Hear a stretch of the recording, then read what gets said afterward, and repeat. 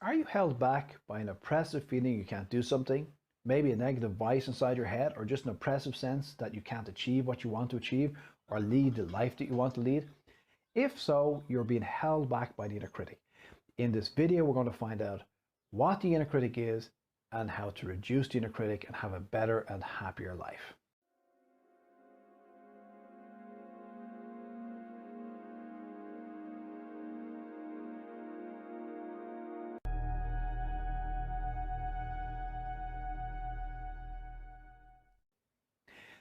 The inner critic is very popular these days. You've probably heard about it. It's a term that's thrown around. Basically, it's the self-critical faculty inside your mind, a psychical structure inside your subconscious mind that actually has a role to play, which we'll have a look at in this video. But it tends to hold people back. It can hold you back in your first person voice, like I can't achieve something, or second person voice, you can't achieve. Or for some of you, you might have a very positive inner dialogue, but then the subconscious mind is still there saying you can't achieve something, okay? So you have a conscious mind and a subconscious mind. That person that's now watching the video is the conscious you, but you also have a subconscious you in the background, which has all these structures, these psychical structures, which you call subpersonalities. And the inner critic is one of these psychical structures, kind of a subpersonality or a series of subpersonalities, basically self-critical structures, okay? So we'll get into detail in the video. The key thing is to understand that there is a role that the inner critic has. So we're going to look at why you have an inner critic. We're going to look at the pros and cons of the inner critic.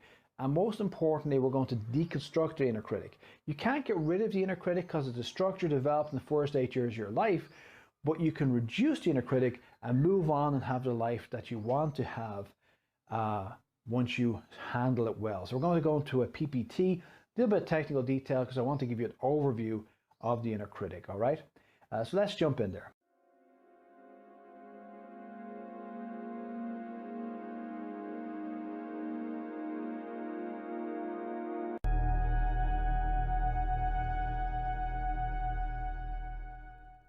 I would say it's very simply the case that whatever you feel that you cannot do something, it's not for me, I couldn't do it, people like me can't have a romantic partner like that, people like me, you know, we can't get that kind of a job, we can't be that kind of success, we can't win that medal, etc.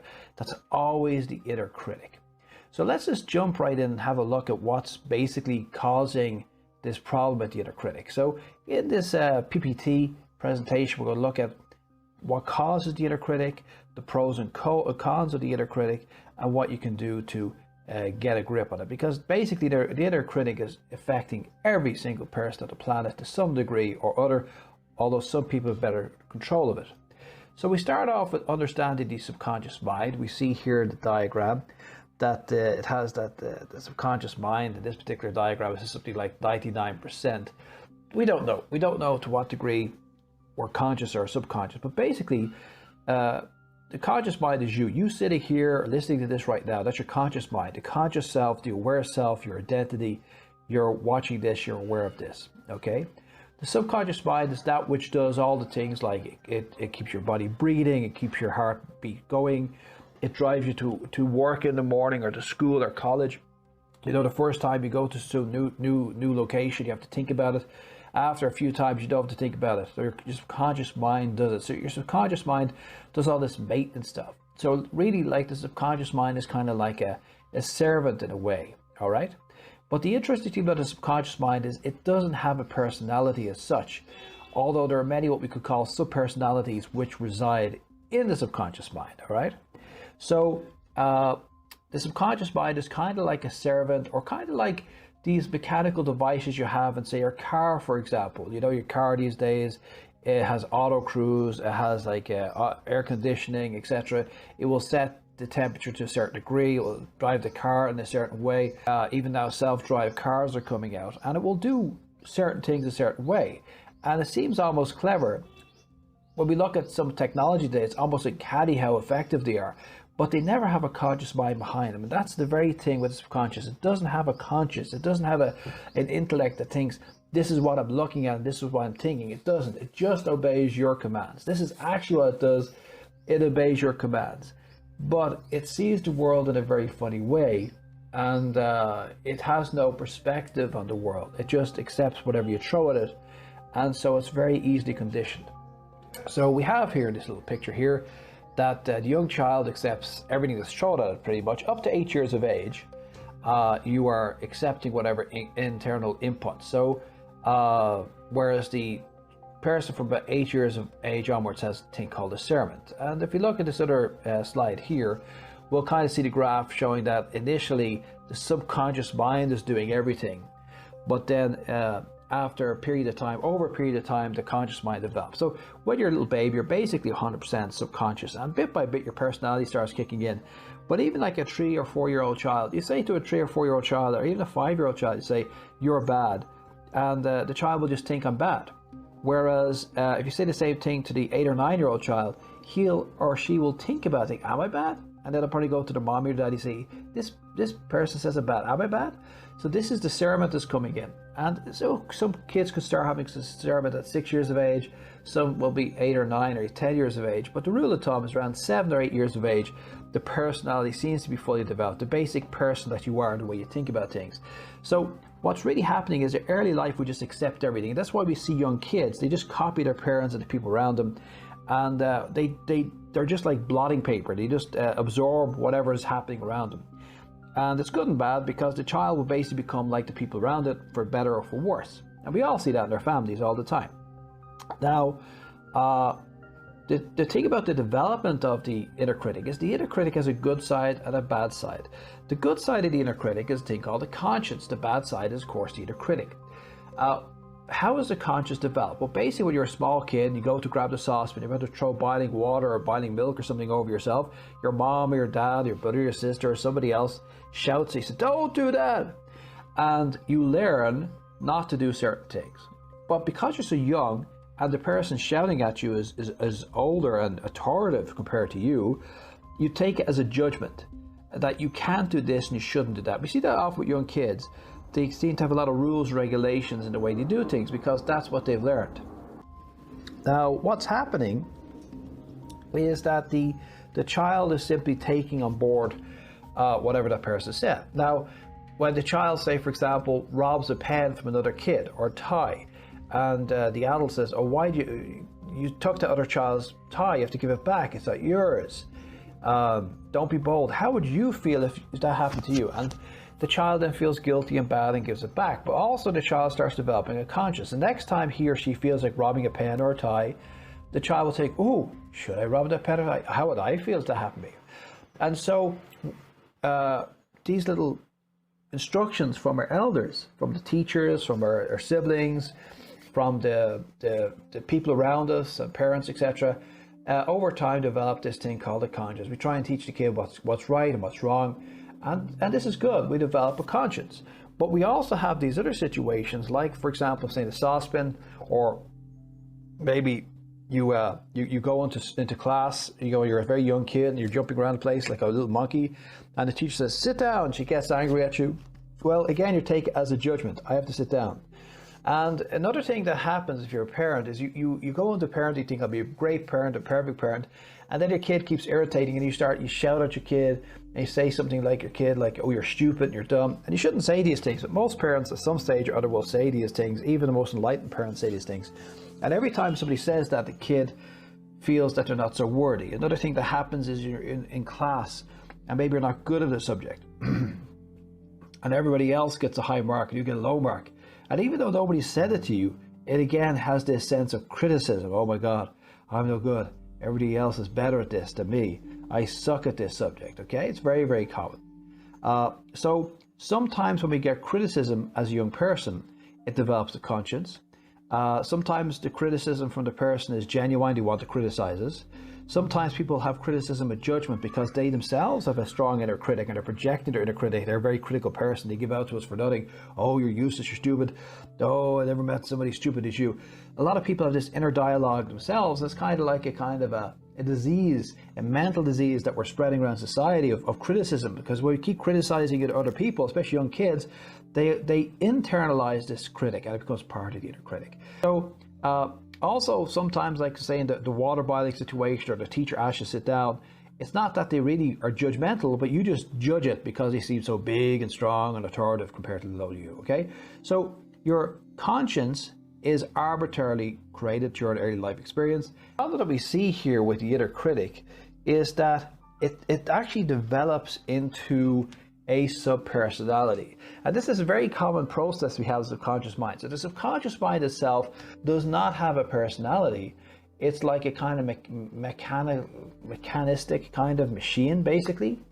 But subpersonalities reside there, okay? There's a process called introjection, whereby, say, for example, say one of your parents is always angry. They're angry, they're angry, they're angry, they're angry, they're angry.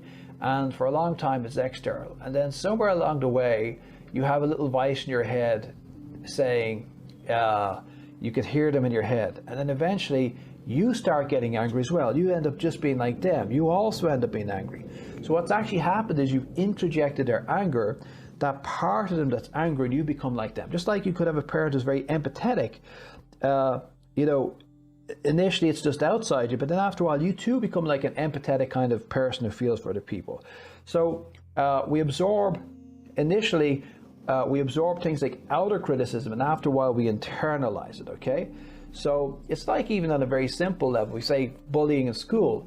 Initially a bully might bully you in school and you might think it is external, but if it goes on long enough, you'll probably start agreeing with the bully, and you'll feel that towards yourself, that you are foolish and stupid and all this sort of stuff, okay? So the inner critic is criticism that has been internalized into a personality, and it can literally dominate you like this little voice in your head, or like multiple voices in your head saying how bad you are. And again, they could be in the first person, the second person, or it could just be a sense of restriction. So can we get rid of the inner critic? And the answer is no, because just like you can't get rid of your conscience, once a subpersonality is created in your mind, you can't really get rid of that subpersonality.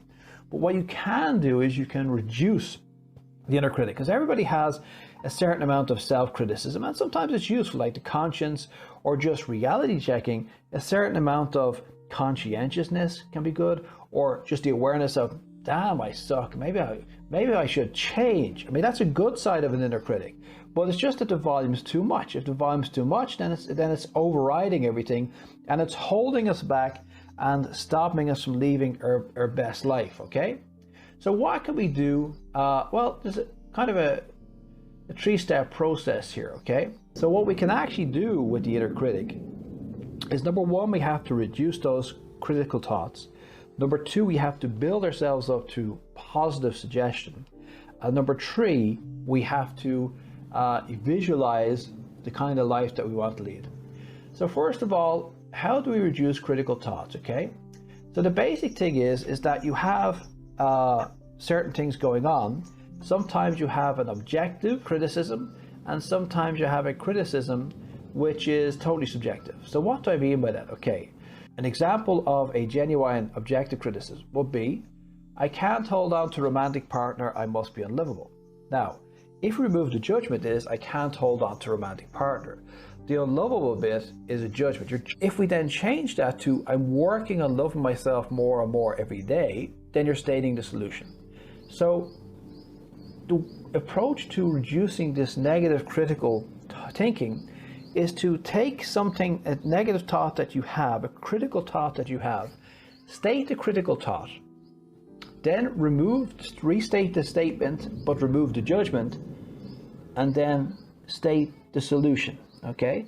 So you're going to state the critical thought, including the judgment, then you're going to remove the judgment, and then you're going to state the solution. Now you might think this is silly, but the thing is, human beings living language. The thing that makes the difference between, say, us and apes, for example, is that apes don't have a language.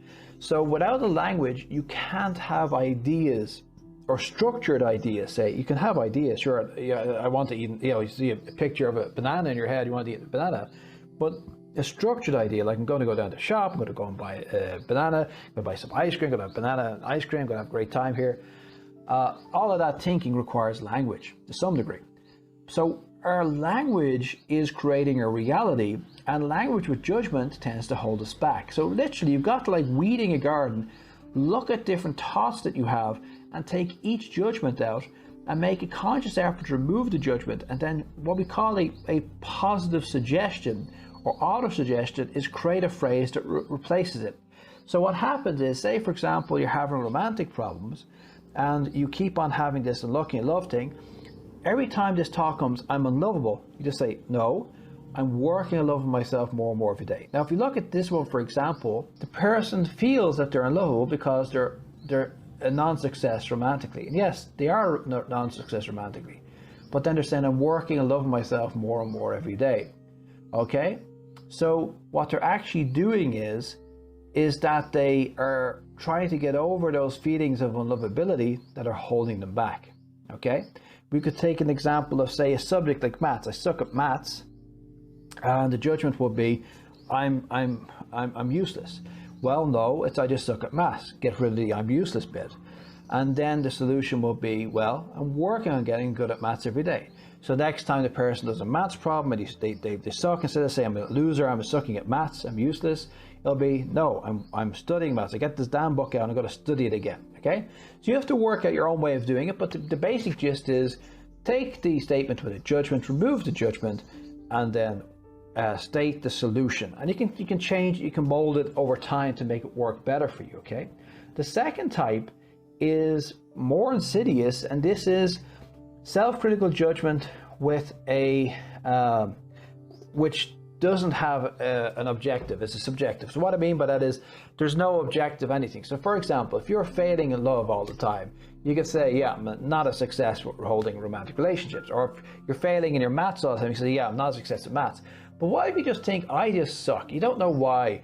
Everything's good. You're doing well in school, in college, and your job, and your romantic life. Everything is a success, but you feel, yeah, you're a bit of a loser, you're a failure, you're not hitting your full potential, or you know, sooner or later people are going to find you out, or you just basically don't feel lovable. Or let's say pretty. Let's say, for example, you're a boy or a girl, and you're doing well. Everybody says you're good looking and you have no problem attracting people sexually and so on. But you look in the mirror and you think, look awful. So this is totally subjective. Everybody is telling you look good. You might even be a model. Everybody is telling you look good, but you think you look awful. That's a great example, okay? So let's look at this example. I'm a bad person, I'm a loser. So what we do is we remove the judgment. I accept that right now that I feel I'm a bad person, a loser, but I know that this is not true, it's just a self-judgment. So, see, you might feel that you're a loser. I can't say, I could try and give a pep talk. This is where we make a mistake in life, is we try and cheer people up, and it never works. Because we say, well, I feel I'm a loser, and I go and say, oh, you're not a loser, you're a great person. But you won't believe me, see, because I said it. You only believe what you say. People only believe what they say, okay? There's no adage in sales, for example, and that adage in sales is, if I say it, it's not true, but if you say it, it is true. And what that means is a good salesperson kind of sets up questions about the thing they're trying to sell and tries to get the prospect to agree with them.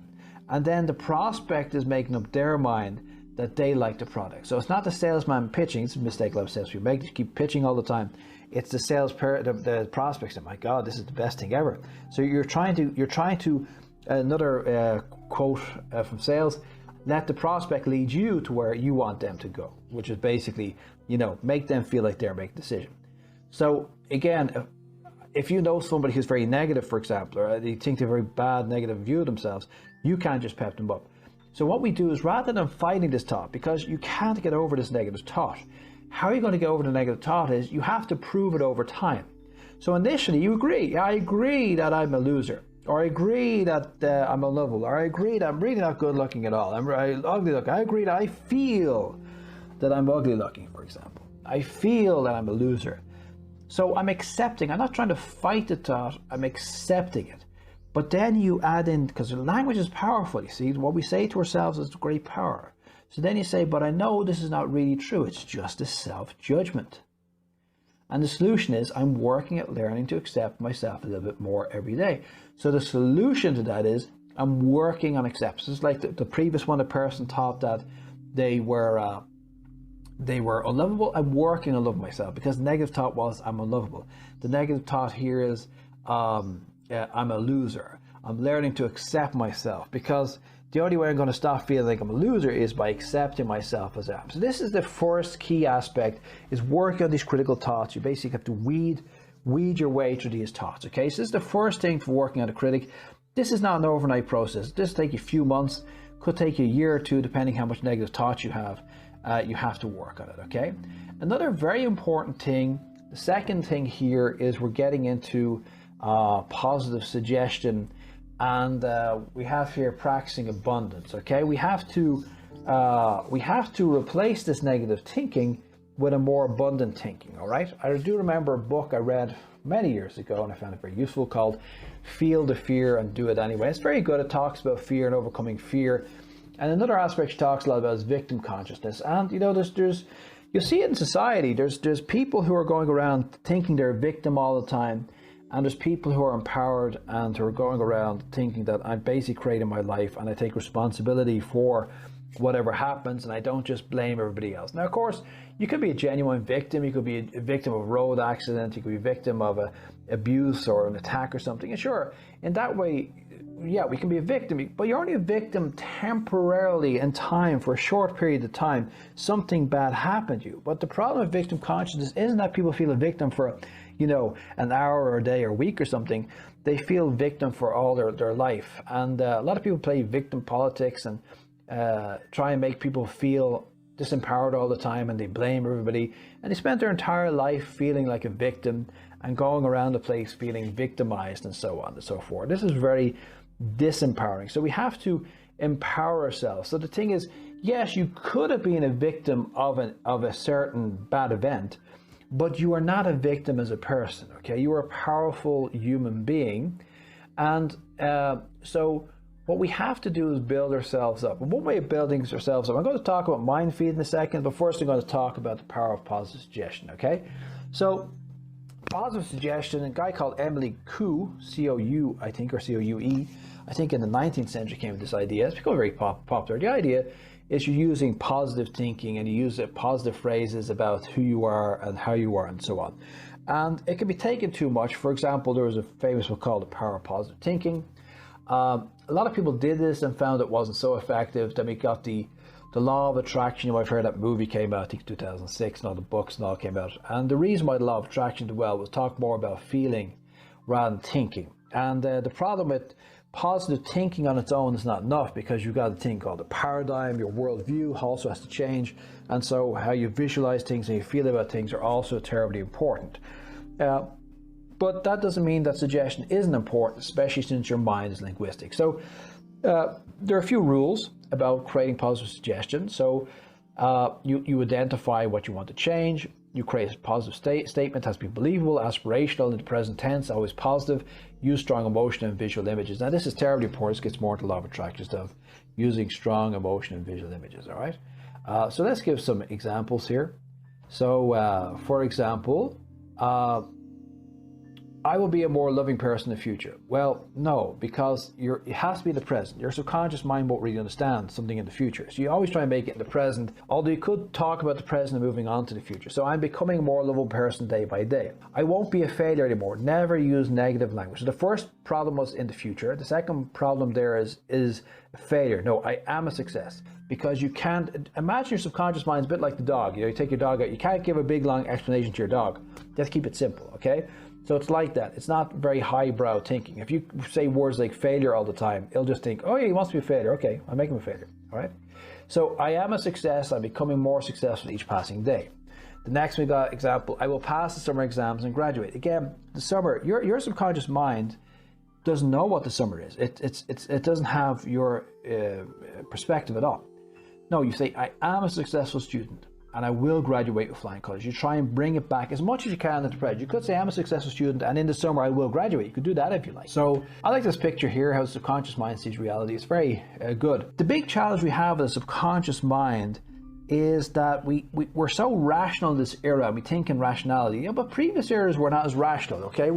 So the thing with the rational mind is we're process driven, we're organized, and the subconscious mind is very intuitive, it's very associative with just different things. You throw an image of a carpet, next thing it sees a flying horse. That's your subconscious mind that comes up with all this stuff. That's the way your subconscious, the same thing, if you're dreaming and all sorts of weird stuff happens in dreams. So we have this picture here, we got a ship, we got a chess piece, we got what looks maybe like a kind of glass horse or something. Another chess piece here, trumpet.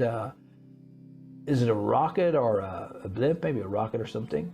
And then this guy has eyes and everything, weird graphics and stuff. I mean, it's pretty wild, okay? It's like on drugs. Actually, on drugs, why do people have trippy experiences? If you ever take a lot of drugs and have a trip, that's basically your subconscious mind. It's a pretty wild place, subconscious mind. So your subconscious mind is basically your servant, and it does what you tell it. But it goes by the language you're using, the continual phrases you're talking about yourself, because it kind of hears these commands, and it doesn't really know, because the subconscious mind doesn't have to get up in the morning, doesn't have to go to work, it doesn't have to deal with, doesn't have to pay taxes or any of this sort of thing. The subconscious mind just is a servant that is there to give you what you want. And if you keep on saying things like failure, bad person, etc., it thinks you want to be a failure and be a bad person because it doesn't feel the repercussions, because it's not conscious. It's just like a machine. It gives you what you want. So you have to use positive language. You also have to use positive, like visual images and strong feelings. So an example would be like, say, school bully. The kid is going to school and they're thinking about the bully. They keep having this negative language, the image of the bully, and the feelings of terror. Well, the subconscious mind will just think, okay, language about the bully, it's got the image of a bully, it's got strong feelings. Okay, I'll make sure that you're going to meet the bully. Okay? So if you're ever having a problem with a person, the best thing to do is almost forget them. Try not to think about them. Don't talk about them, don't visualize them, don't have any feelings about them. Let them go. Otherwise, your subconscious mind will actually try and make sure you keep in contact with that person. So getting back to dealing with the inner critic and using positive suggestion is the subconscious mind needs stuff in the now. So you want to go and have, for example, I'm doing really well in my studies. I'm going to graduate in the summer, for example, and you throw images of yourself being a success, and you see yourself in each subject doing really well, writing the exam, going up for graduation, receiving your graduation certificate and all this stuff, and having strong positive feelings. So you just need to put strong positive feelings and throw that as subconscious, as throw strong negative feelings. So you got to be very careful, okay? It's like if you hop into the back of a taxi, you can't just say, you have to give an instruction to the taxi driver where you want to go. We probably all had the situation, we hopped into the taxi and we said something rapidly and the taxi driver brings us around the location, we end up having an argument with the taxi driver. And he says, well, you told me to go here. And you think, I told you to go there. But it doesn't matter, he brought you here now. This is exactly the way it is with the subconscious mind. You got to be careful what you're telling it, and you talk through it through repetitive phrases, visual images, and strong feelings. The last thing I want to touch here is the power of vision. And this is about taking all this stuff about positive thinking, so you're weeding out the negative thoughts, you're using positive thinking, and then using the power of vision to visualize the life you want. Because you're basically, the way it works in life is you're reprogramming yourself every minute of the day. You're putting thoughts into your mind every moment of the day. Your subconscious mind is being trained all the time, okay? We should try and visualize the life you want. The image I have here of a lady meditating on a mountain, it's both aspirational, it's also something very practical. Like things like meditation can be very useful. Also, you could try things like take time out of your day to do visualization exercises. Visualizing can be very useful, okay? The thing is, it's not just, you can have say visualization sessions every day or most days, for example, but also just in general, get into visualizing what life you want, because there's kind of two possibilities with your life and where your life is going. You can be led or you can lead. And what I mean by being led, something always amazes me every time I go to a bank is I see these endless ads, and they always seem to have, generic mom, generic dad, generic two kids, and maybe they throw generic grandparents in. And the mom and dad are always 30 something, and the kids are always about 10 or 11, and the grandparents are always about 60ish. Like, there's no like really old grandparent who's like 80 and frail, or teenage kids who are irritating, or mom or dad are 55 and have got a big gut hanging out of them or something. No. Everybody's beautiful and happy and smiling looking as they take that mortgage out, as you take that car loan out, okay? So we're being advertised to all the time, ads all over the goddamn place, and they're trying to make us consume. And I'm not saying don't consume, but you should have the choice over what you want to consume, rather than consuming because somebody's telling you to consume. Okay, so if you are not deciding where you want to go with your life, somebody else is, and that other person is telling you to buy a car, and buy a house and take out a student loan and go on a holiday and buy all sorts of accessories and get loans and blah, blah, blah, blah, blah. And, you know, for a start, you might be able to get all these loans, and then you get frustrated because you can't get them. And you might be able to pay them back even if you can't get them. And then you might also even find that when you get all these things, you don't even like them. So the thing is to, you know, spend time out finding out what you want, where you want to go with your life, all right? And in other videos I make on this channel, I talk a lot about working on yourself and finding out about who you are and so on. And it's worth the effort to find out about yourself and work on yourself and find out what you want. And another very important thing here is, when I mean life vision, it's not necessarily about becoming a super success, because everybody just talks about making loads of money or being famous or something. You know, there's lots of people who just want to have a life, just their own little life. They just want to have a hobby or meaningful relationships. Maybe they want to get married and have kids. Maybe they want to go surfing every day. You know, when I say the power of vision and a life vision, it's what's the vision for you. Not necessarily that you're rich or famous or anything like that, okay? So just try and find out what you want, because everybody has, you know, goals and aspirations, and the inner critic is holding you back. But part of getting out of that, it's not just that we have to reduce the inner critic, we have to, over a period of time, remove the inner critic with a focus on what do we want and where do we want to go. And after a while, the person that we want to be becomes more powerful than the negative thoughts or inner criticisms, okay, over a period of time, all right?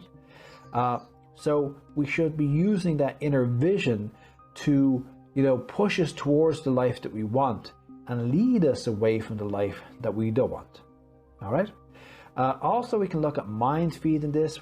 Mind feed is basically, you know, giving yourself, you know, we see a lot of ads these days and nutritional supplements and so on. You know, giving yourself sustenance, but you also have to give your mind sustenance. You have to read good books and watch good TV shows and stuff. I mean, I used to watch a lot of TV when I was young. These days I watch very little, because I feel personally that a lot of drama shows become too negative. And, you know, I'm not saying don't watch drama shows, but, you know, try and give yourself a lot of positivity in your life, things which make you feel good. A lot of people are too attracted or addicted to the endless drama and excitement, and everything's up in the air and so on, okay? You know, try and give yourself nice experiences. Go for a walk, go to a nice scenic location, go for a little trip now and again, you know, give yourself some fun experiences that boost you. Moving away from the inner critic is as much about feeling good as in trying to get away, because as long as you're trying to get away from something, you can never get away from it. So to some degree, what I've talked about in this video is things to get away from the inner critic, which is like weeding out the thoughts and all that sort of stuff. But it's also, and positive suggestion, but it's also building yourself up and creating something that just moves you away. Because when you fight something, whatever you fight becomes stronger. So we don't want to fight the inner critic. We want to move aspirationally towards a better life, okay? And there's infinite possibilities. Nice picture here, the universe just, but the reality is there's so many possibilities that we don't realize. And I think one of the big challenges in life is that we are restricted to the dialogue inside our head, and we have to be willing to let go of that negative dialogue and realize there's way more possibilities. And I remember some years ago I had a conversation with a Roman Catholic priest, very good conversation, where he told me that you don't know what gifts are lying in wait for you, that as you go through life and get older, different gifts will come. And at the time I thought it was inspirational, and later on I think it's even more inspirational, because the fact is, no matter how tough your life is now today, if you keep hanging in there and keep working through things, new possibilities will come over the next few years, next few decades perhaps. You know, new relationships, new skills you never thought that you had, new abilities, new interests, so many possibilities for you that you're just not aware of now. And to just open ourselves up to, wow, what is possible? And again, back to mind feed is reading, you know, good books or watching good videos, and maybe learning about a new hobby or learning new subjects, and we can move forward with that, okay? And this idea as well, like the Tibetan Buddhists, they talk about the bringing the mind back home, and their idea is that the mind is just the blue sky and the thoughts are like the clouds. So once we go above the clouds, we go above the thoughts, we're back to this eternal blue sky, and the idea of bringing ourselves to a higher state of being. Once we get over or move above the restrictions of those lower thoughts and so on and so forth. Okay, so again, just to sum up the video today about how do you handle your inner critic. How you handle your inner critic is by, number one, reducing those judgments, and you have to just keep weeding, and it's a kind of lifetime process of every time we say something like, oh, I'm stupid, oh, I shouldn't have done that. Well, you shouldn't have done that, but you're stupid. Okay, like if you left your keys in the car and you can't get in the car, or you locked yourself out of the house, or you pulled out your car and you scratched your car off the walls. Oh, I'm stupid. No, you're not stupid. You're not a stupid person. No, what you said was, I made a tactical error with driving my car. Okay, you're not stupid. So keep weeding out the stupid thoughts, the judgmental thoughts, and using positive suggestion. Initially, people need to do a lot of suggestion. Over time, that starts to become, you don't have to do so much positive suggestion because it just becomes part of your life. And then work on creating a vision for where you want to go and using mind feed and directing a more positive life. So it's an overall process that we have to move ourselves into a more positive direction in life. Every human being has an inner critic. Everybody has critical thoughts. Sometimes the inner critic is useful to a degree, but we have to put the inner critic back in its box. That's it in a nutshell. Okay, inner critic has its place because we need a little bit of self-criticism to keep us humble and to keep a perspective, but we need to put it back in its place. So there is a second video on this. I'm basically, I have another one which is basically talking about the inner critic and depression. If you're depressed or know anybody who's depressed, maybe check that video, because I really believe that the oppressive side of depression is actually inner critic. So I hope this helps. There's a lot in it. You might want to revisit parts of the video again. But in a way, it's that simple. And on the other side, it's that hard, and that'll take effort to improve your inner critic, but you can put it back in its box. How long will it take? Anywhere from weeks to months. I mean, to fully de-power the inner critic, for some people it could take years, for other people it could take a week or two. Depends upon how your mind is set up. But it's well worth doing so, because there was a book I remember. I can't remember who wrote the book. Somebody famous, some psychotherapist, I think. Maybe it was Carl Rogers. Might have been Carl Rogers. I think it's Carl Rogers. It was, you cannot afford a negative thought, I think it was, something like that. I'll think of it later. You cannot afford. Google it. I think it's, you cannot afford a negative thought. But basically, yes, we cannot afford to be negative. Negative things can happen to us. We have to deal with negative situations, but we cannot afford to be negative. So hope that helps, and please like, subscribe, and we'll talk to you next time.